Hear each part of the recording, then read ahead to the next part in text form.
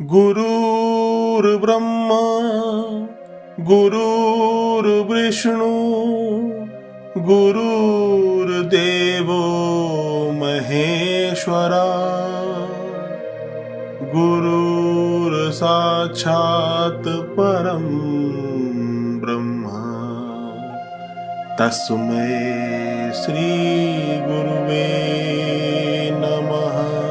गुरुर्ब्रह्मा गुरुर्विष्णु गुरुर्देवो महेश्वरा गुरुर्साक्षात् परम ब्रह्म तस्मै श्री गुरुवे नमः।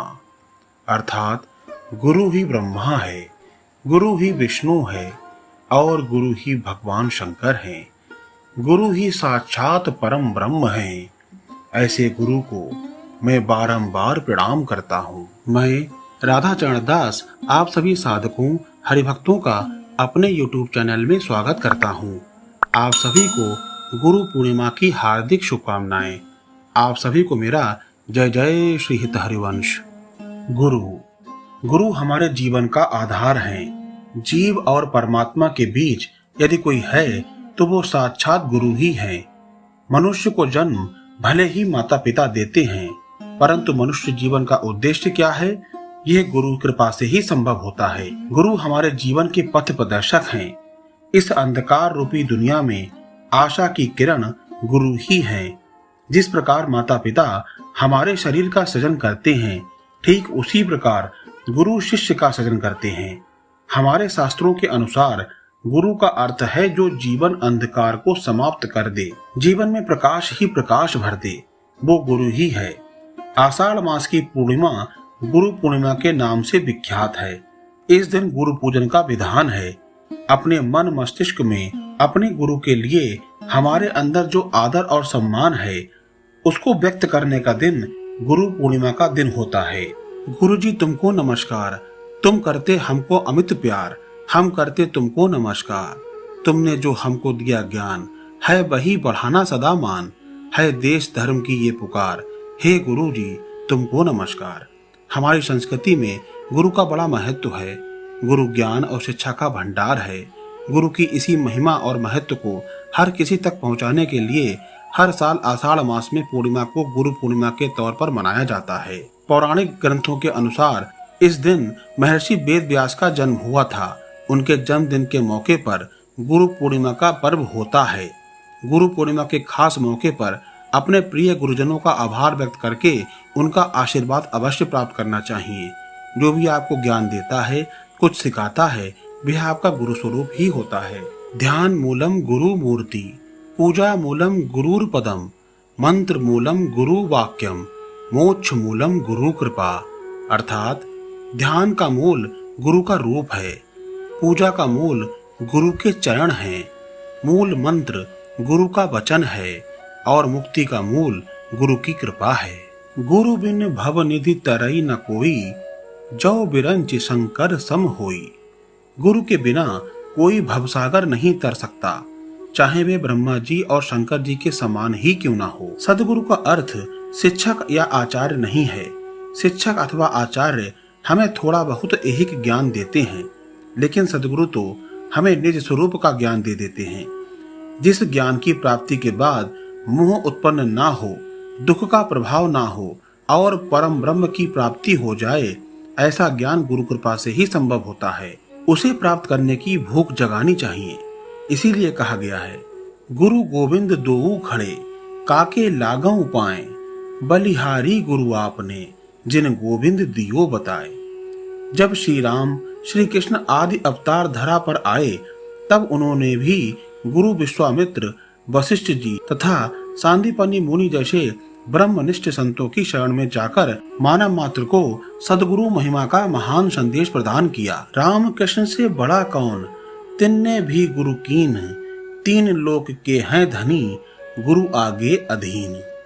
हमें भी महापुरुषों सदगुरुओं के श्री चरणों में बैठना है। धरती के आरंभ से ही गुरु की अनिवार्यता पर प्रकाश डाला गया है।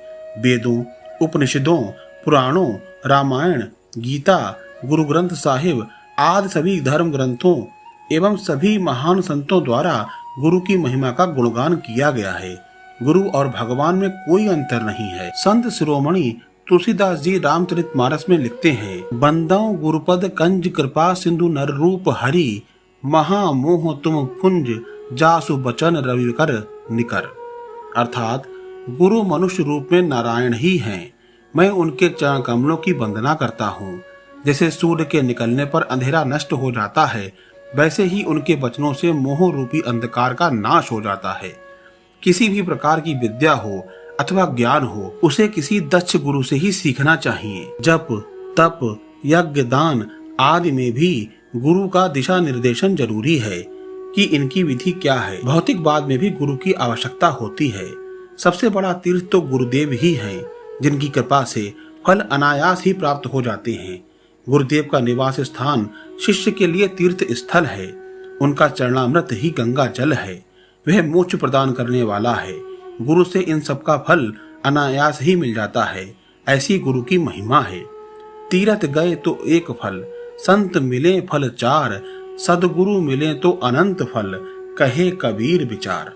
मनुष्य का ज्ञान यही है कि उसने भौतिक जगत को ही परम सत्य मान लिया है और उसके मूल कारण चेतन को भुला दिया है, जबकि सृष्टि की समस्त क्रियाओं का मूल चेतन शक्ति ही है। चेतन मूल तत्व को न मानकर जड़ शक्ति को ही सब कुछ मान लेना अज्ञानता है।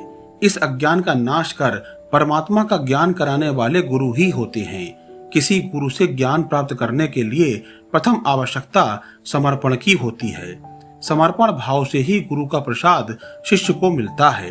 शिष्य को अपना सर्वस्व श्री गुरुदेव के चरणों में समर्पित कर देना चाहिए। यह तन विष की बेलरी और गुरु अमृत की खान, शीश दिया जो गुरु मिले तो भी सस्ता जान। प्रायः शिष्य गुरु को मानते हैं पर उनके संदेशों को नहीं मानते। इसी कारण उनके जीवन में और समाज में अशांति बनी रहती है। गुरु के वचनों पर शंका करना शिष्य के लिए कलंक की बात है। जिस दिन शिष्य ने गुरु को मानना शुरू किया, उसी दिन से उसका उत्थान शुरू हो जाता है, और जिस दिन से शिष्य ने गुरु के प्रति शंका करना शुरू की, उसी दिन से शिष्य का पतन शुरू हो जाता है। सदगुरु एक ऐसी शक्ति है जो शिष्य की सभी प्रकार के ताप शाप से रक्षा करती है। शरणागत शिष्य के दैहिक, दैविक, भौतिक कष्टों को दूर करने एवं उसे वैकुंठ धाम में पहुंचाने का दायित्व गुरु का होता है। आनंद अनुभूति का विषय है। बाहर की वस्तुएं सुख दे सकती हैं, किंतु इससे मानसिक शांति नहीं मिल सकती। शांति के लिए गुरु चरणों में आत्मसमर्पण परम आवश्यक है। सदैव गुरुदेव का ध्यान करने से जीव नारायण स्वरूप हो जाता है। वे कहीं भी रहता हो फिर भी मुक्त ही है, ब्रह्म निराकार है, इसलिए उसका ध्यान करना कठिन है। ऐसी स्थिति में सदैव गुरुदेव का ही ध्यान करते रहना चाहिए।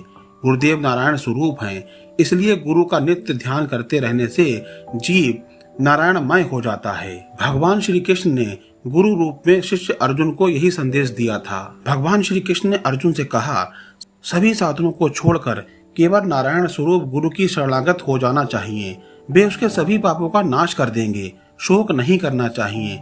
जिनके दर्शन मात्र से मन प्रसन्न होता है, अपने आप धैर्य और शांति आ जाती है, वे परम गुरु ही हैं। जिनकी रग रग में ब्रह्मा का तेज व्याप्त है, जिनका मुखमंडल तेजोमय हो चुका है, उनके मुखमंडल से ऐसी आभा निकलती है कि जो भी उनके समीप जाता है वह उस तेज से प्रभावित हुए बिना नहीं रह सकता। उस गुरु के शरीर से निकलती हुई वे अदृश्य किरणें समीपवर्ती मनुष्यों को ही नहीं अपितु पशु पक्षियों को भी आनंदित और मोहित कर देती हैं। उनके दर्शन मात्र से ही मन में बड़ी प्रसन्नता और शांति का अनुभव होता है। मन की संपूर्ण उदंडता समाप्त हो जाती है। ऐसे परम गुरु को ही गुरु बनाना चाहिए। यदि कोई हमसे पूछे कि गुरु हमारे लिए क्या करते हैं, गुरु आत्मा और परमात्मा के बीच की कड़ी हैं। यदि हमसे कोई पूछे कि आप कौन हैं, तो हमारा जवाब होगा कि मैं ये हूँ। हमारा इस जीवन में जो भी नाम होगा हम उस नाम का उच्चारण करेंगे, परंतु ये हमारी वास्तविकता नहीं है। हमारा ये नाम वास्तविक नहीं है, क्योंकि इस शरीर के अंदर जो आत्मा है उसने पता नहीं कितने जन्मों से ऐसे शरीर रूपी कितने वस्त्र बदल दिए, तो ये नाम हमारा वास्तविक कैसे हो सकता है। बस गुरु यही करते हैं। गुरु हमें हमारे वास्तविक अस्तित्व से मिलवाकर हमारी आत्मा का बोध करवाते हैं, और जब हमें हमारी आत्मा का बोध हो जाता है तो हमें परमात्मा का बोध भी हो जाता है। क्योंकि आत्मा नहीं दिखती लेकिन है ना, उसके बिना हमारे जीवन की कल्पना भी नहीं की जा सकती। ठीक इसी प्रकार परमात्मा भी है, लेकिन वे हमें दिखता नहीं है, क्योंकि उसके बिना इस संसार की कल्पना भी नहीं की जा सकती। बस उसे देखने के लिए जो चक्षु हमें चाहिए वे हमारे पास नहीं होते हैं। गुरु वह चक्षु ही हमें प्रदान करते हैं। गुरु पूर्णिमा पर गुरु के लिए सबसे अच्छा उपहार यह होता है कि गुरु द्वारा बताए गए मार्ग पर चलने का पूर्ण नियम, गुरु के प्रति पूर्ण श्रद्धा भाव, गुरु द्वारा बताए गए मार्ग पर बिना किसी संशय के चल पड़ना, अर्थात गुरु के प्रति पूर्ण समर्पण भाव रखते हुए गुरु द्वारा मार्ग पर दृढ़ निश्चय करना ही सबसे बड़ी गुरु दक्षिणा है। गुरु कोई व्यक्ति नहीं, गुरु कोई शरीर नहीं, गुरु एक तत्व है, एक शक्ति है। गुरु यदि शरीर होता तो इस छोटी सी दुनिया में एक ही गुरु पर्याप्त होता। गुरु एक भाव है, गुरु एक श्रद्धा है, गुरु एक समर्पण है। आपका गुरु आपके व्यक्तित्व का परिचय है। कब, कौन और कैसे आपके लिए गुरु साबित हो जाए, ये आपकी दृष्टि और मनोभाव पर निर्भर करता है। गुरु प्रार्थना से मिलता है, गुरु समर्पण से मिलता है, गुरु दृष्टा भाव से मिलता है, गुरु किस्मत से मिलता है और गुरु किस्मत वालों को मिलता है। गुरु कृपा ही केवलम। यदि आपको हमारे वीडियो अच्छे लगते हैं तो कमेंट में श्री राधा वल्लभ श्री हरिवंश अवश्य लिखें। चैनल को लाइक करें, सब्सक्राइब करें और शेयर करें। मिलते हैं एक नए वीडियो के साथ। तब तक के लिए आप सभी को इस दास का जय जय श्री हित हरिवंश।